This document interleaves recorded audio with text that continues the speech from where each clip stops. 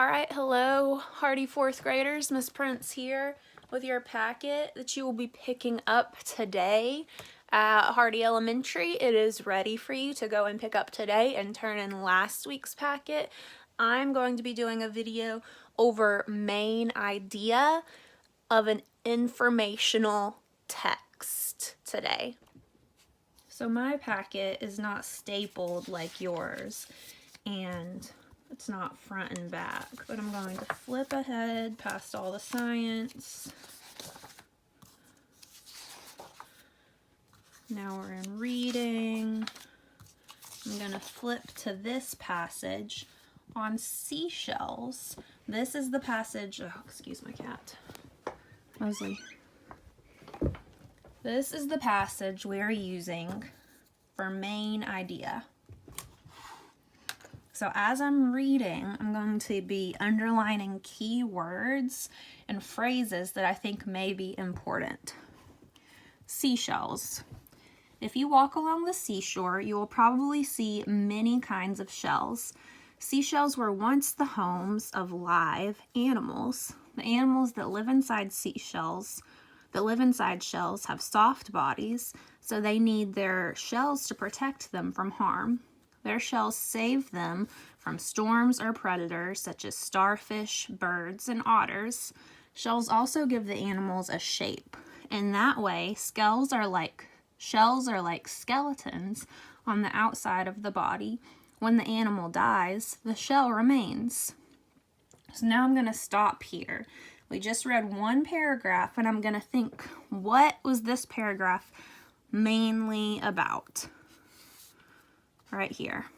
This paragraph was about shells and their purpose,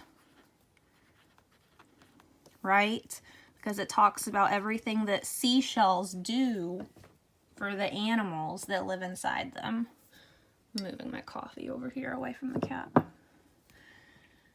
So let's see, what is a sentence that really sums that up? Shells are like skeletons on the outside of the body. So everything your skeleton does for you on the inside of your body, shells do for these sea animals that have seashells on the outside. Now I'm going to move on. Creatures with shells belong to a group of animals called mollusks. Now let's look. That's in bold. I'm going to circle it. Not all mollusks have shells. Of the mollusks that do have shells, there are two main groups. Univalves, that would be the first group. More than 3/4 of all mollusks are univalves, a word that means having a shell that is all one piece. I'm going to underline that so I remember. All one piece is a univalve. The shell is coiled, and inside the coil is the soft body of the mollusk. Many univalves are named for their appearance. Look at the examples above. Does the helmet shell, right here, does the helmet shell remind you of a helmet? How about the worm and slipper shells? Some univalves have small holes in their shells. Abalone shells, like this one, have a series of holes. Water and wastes are expelled or pushed out through the holes. The inside of an abalone shell gleams with different rainbow colors. This iridescent substance is called mother of pearl. So now I'm going to stop here again. What are we talking about here? We're talking about univalves and different examples of them. There are different kinds of shells. Univalves are one kind. So I kind of summed up these two paragraphs into two simple sentences on the side to help me when I go back and look for the main idea of the whole passage. Now we're going to our second kind of shell. So I'm going to put it 2. Bivalves. After univalves, bivalves are the next largest group of mollusks. When a bivalve is alive, the 2 parts of its shell are hinged. After the animal dies, you may find just one part of the shell lying on the beach. So I know a bivalve has 2 parts of the shell that are hinged. That's like how a door opens and closes. It has a hinge. Many bivalves have names that reflect their appearance. A jackknife is a knife that folds onto its own case. The jackknife clam, let's see where a picture of that is right here. The jackknife clam has an appropriate name because it has about the same shape as a closed jackknife. An angel wing and kitten's paw are fitting names, angel wing and kitten's paw fitting names for the shells shown here. So let's look at kitten's paw. Do you think that looks kind of like a cat's paw? And then angel wing over here. Have you ever seen one of these shells? I know I've found one that looks like that. I've just found half of that at the beach before. There are many different kinds of clams, from very small to very large. The giant clam is the largest bivalve. Some are 4 feet long and weigh 500 pounds. The giant clam even grows its own food. Tiny plants get caught in the clam. The plants get what they need from the clam, but eventually the clam eats the plants. Another common bivalve is the oyster. All oysters can make pearls, but the pearl oyster makes the most beautiful ones. A pearl is an accident. A grain of sand or something else gets inside the oyster shell. An oyster is creating new shell material all the time. To protect itself from the foreign body, the oyster covers it with the same material that the oyster shell is made of. The result is a pearl, like this. Now I'm going to stop here because our main idea kind of switched. So up here, we talked about there are many kinds of bivalve mollusks. Because remember, we're talking about mollusks, a form of sea animal. But then down here, if I look at this paragraph, I think there's another sentence that sums up this paragraph. It's a little bit different. It's talking just about oysters and how oysters make pearls. So the result is a pearl. A pearl is an accident. That really sums up the process, what this whole paragraph is telling you about how oysters make pearls. All right, and now we have finished that reading passage and we have some comprehension questions. But first I'm going to go back and look at it. So we talked about how a pearl is an accident at the very end. But that doesn't mean that's our main idea for our whole passage. Our whole passage didn't talk about pearls. So we're going to go back up here and we talked about bivalves, the second kind of mollusk. Then we talked about univalves, the first kind of mollusk. And then we talked about a shell's purpose. So we talked about sea animals with shells, mollusks. We talked about bivalves, univalves, and the many different kind of shells. So that's going to help me when I go to complete my main idea passage about this article. Here we have our comprehension questions over this passage. It says, read the sentence from paragraph 1 in the passage. Their shells save them from storms or predators, such as starfish, birds, and otters. What does the author suggest to the reader by using the word predators? Pick 2 choices. So this is just really making sure you understood the text. So I'm going to look, and it says predators can harm some animals. Predators need to find shelter from storms. An animal's shell helps protect it. All predators have skeletons. When the animal dies, the shell remains. So we're talking just about predators here, and it listed starfish, birds, and otters. I know birds eat animals that live in shells. I've seen them do that on the beach. So I know predators can harm some animals, and it tells us back in the text, shells save them.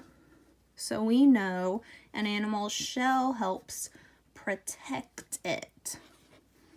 Now, is it true that when an animal dies, the shell remains? Yes, this is true, but it's not our answer because that doesn't have to do with predators. And up here, we're talking about the word predators and what that means in this specific sentence. So you need to go and read each of these questions carefully, reviewing what you just read. Then you'll come to a writing prompt that says, what does the author tell the reader by using the underlined word in the sentence below from paragraph 8? So we look here. A pearl is an accident. Then you write in response how a pearl is an accident.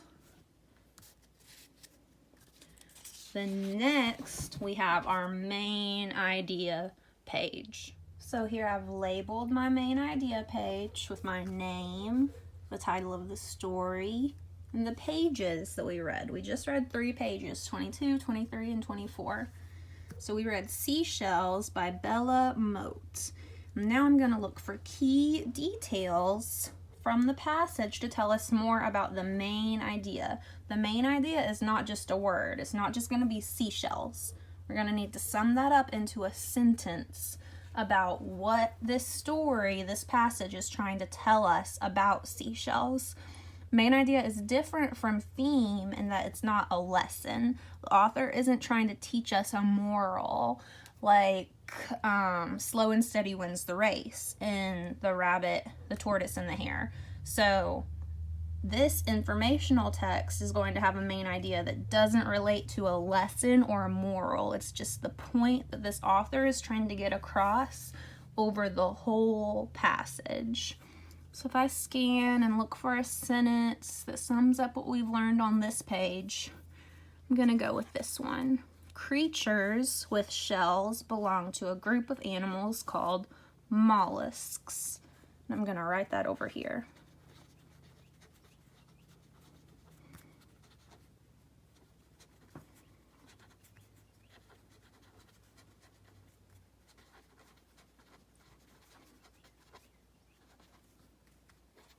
It is okay to write word for word what the author says for your key details because you're pulling them straight from the text.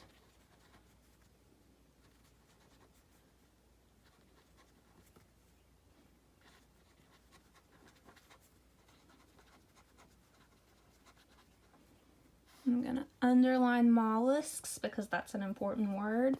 Then I'm going to go back and look at the next page we read.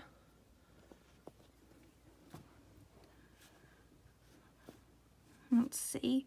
Now this one gives us a lot of different information about univalves.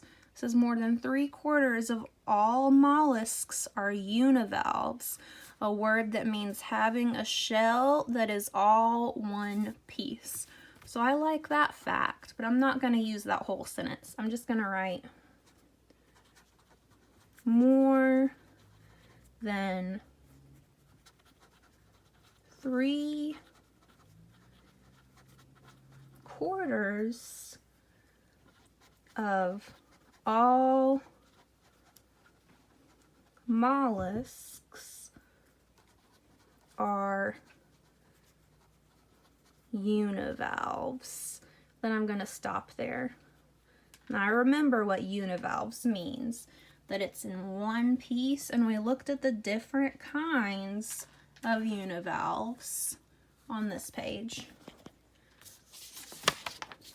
And I'm going to turn to the next page, and here we did talk about a pearl at the end of the page, but remember the main idea of this whole page, these 3 paragraphs up here, are talking about bivalves.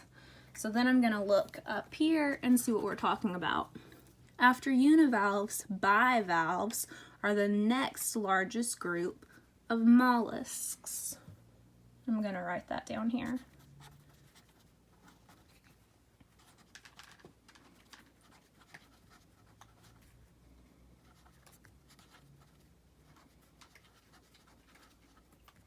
Going to underline univalves and bivalves are the next largest group of mollusks. Then let's look at these key details. Creatures with shells belong to a group of animals called mollusks. More than 3/4 of all mollusks are univalves. After univalves, bivalves are the next largest group of mollusks. So if I want to say the main idea of this whole passage, I'm not just going to say mollusks, I'm going to say mollusks, or creatures with shells,